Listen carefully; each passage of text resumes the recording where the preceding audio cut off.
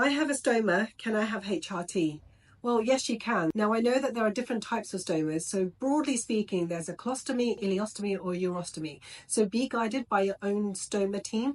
But having a stoma is not a contraindication for HRT, but you will need to speak to your own doctor to discuss your individual risks. And some medications might affect the stoma output or absorption. Navigating perimenopause and menopause while managing a stoma will have its own unique set of challenges. Both conditions involve significant bodily changes and require careful attention to health and your well-being. So it's important to be aware of the signs of perimenopause, and if you are going through your natural biological transition, be aware of the signs and symptoms such as hot flushes, night sweats, vaginal dryness, mood swings and irritability, sleep disturbances, brain fog, decreased libido, weight gain and slowed down metabolism. There's a whole load of symptoms that can occur. Now, this is due to the rise and fall of estrogen and progesterone and testosterone. So the rules are simple. If you have a womb, you will need estrogen and progesterone. It's non-negotiable. You have to have progesterone as that's vital to protect the endometrial lining and protect that against endometrial cancer. So if you have estrogen, you need progesterone. Now, for those that have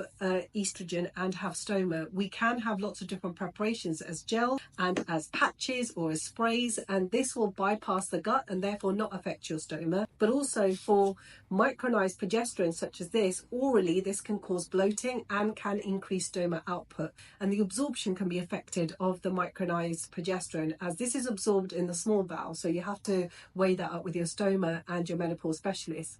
Now, some doctors can use the same micronized progesterone but use that vaginally off license, but the risks and benefits of that have to be considered for you. Now, for the progesterone component, you can also consider the Mirena coil, as that will also provide you endometrial protection and bypass your gut as well. But I understand for a lot of people that have a stoma, their anatomy of the womb might be effective or the positioning of the womb. So getting a Mirena coil might be actually a difficult thing. So it's again really important to be guided by your team. Now, if you don't have a womb and you don't have a background of endometriosis, then the only thing you'll need is estrogen as a gel, patch or spray, and that's about it. But if you do have a background of endometriosis and you've got a stoma, then you'll need progesterone cover as well. So the normal transition of perimenopause and menopause can lead to vaginal dryness and decreased libido. While having a stoma, this can also affect body image and sexual confidence. It's really important that we address those issues if that is on top of what's causing the distress for you, and also if it's important as part of your relationship. Now, to address these issues of, say, vaginal dryness or genitourinary syndrome of the menopause, we recommend lubricants and vaginal moisturizers. There's also vaginal estrogen pessaries as well. It's really important to have open communication with your partner, but also it's really important to understand what pleasure means for you and exploring different ways that you can be comfortable with having a stoma.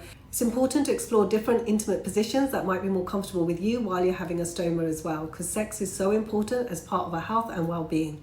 Also in menopause, your nutrition is vitally important, such as incorporating foods high in calcium, vitamin D to support bone health as well. Eating foods that have the right amount of fiber in them to manage your bowel function and gut health, but be aware that that should be consumed in moderation, as this can cause a blockage of your stoma, or the other way can cause diarrhea as well. You need to look at foods that you're eating that can cause gas or odor, which can also be noticeable with a stoma as well. You might find that your tolerance to alcohol has changed due to menopause and having a stoma as well, so try and limit the amount of alcohol intake. It could be that you need your own nutritional plan that goes hand in hand with your stoma care, as well as managing the perimenopausal or menopausal symptoms and lifelong beyond, because we know that once you're postmenopausal, you're postmenopausal for life.